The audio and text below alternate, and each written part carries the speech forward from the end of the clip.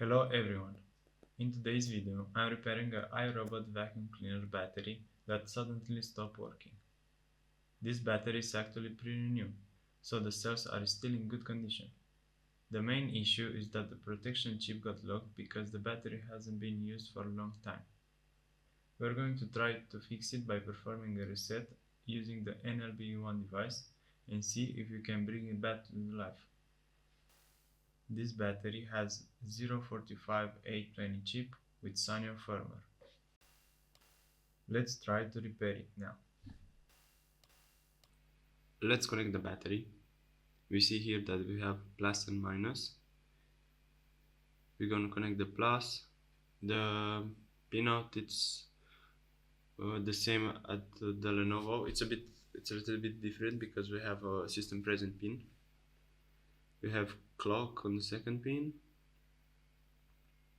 data on the third pin, system present pin on the fourth, and ground on the fifth. That is the pinout. Now let's go to the software and see what's going on in the software.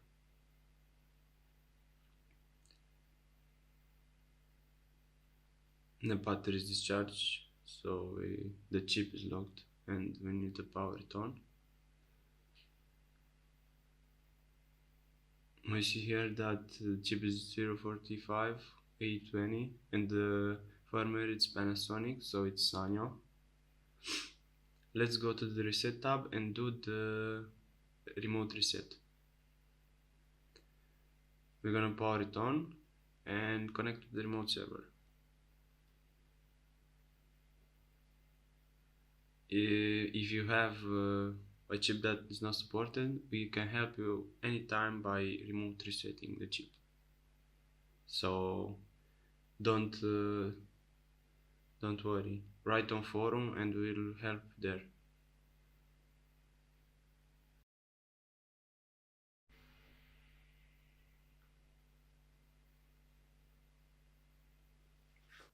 The remote reset is done now. Let's go to the first page and see if the battery works. The battery seems unlocked and it has output current, so seems good. Let's try to charge it and discharge it now. The battery seems to charge very well. Let's go to discharging tab now and see if the battery discharge. It needs to be discharging because it has output current, and yes, the discharging is working very well.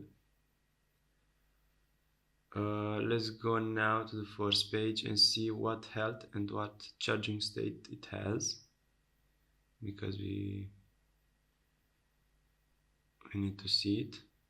Look like charging state and health are very good, like a new battery. And that's it. The robot vacuum is back to life. The battery has been fixed and it's ready to get back to cleaning.